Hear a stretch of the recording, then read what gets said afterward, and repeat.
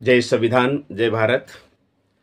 आज आपण संविधानाच्या अमृत महोत्सव वर्षानिमित्ताने सुरू करण्यात आलेल्या उपक्रमामध्ये कलम 16 याविषयी माहिती पाहणार आहोत।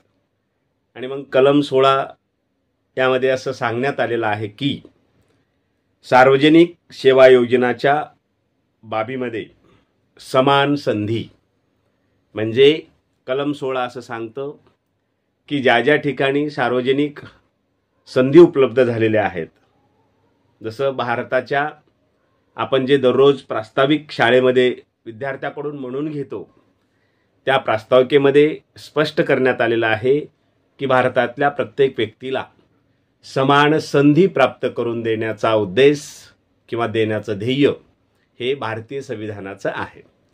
बस कलम 16 नुसार ते वाक्य आपल्याला बोलता येतं, कारण कलम 16 मध्ये स्पष्ट करण्यात आलं की कुठल्याही धर्मानुसार, जातीनुसार, वंशानुसार, प्रदेशानुसार भारतामध्ये त्याची संधी नाकारता येणार नाही।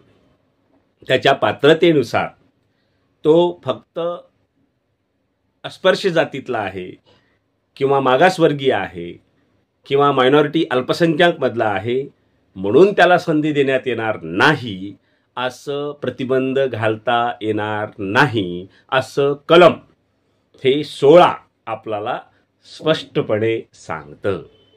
आणि म्हणून समान संधी हा जो शब्द आपल्याला दिसतोय, तो समान संधी हा शब्द कलम 16च्या नुसार राज्याच्या नियंत्रणाखाली कोणत्याही पदावरील सेवायोजन करत असताना किंवा नियुक्ती करत असताना भेदभाव केला जाणार नाही, अशी स्पष्टता आपल्याला या कलम 16 मधून दिसून येते।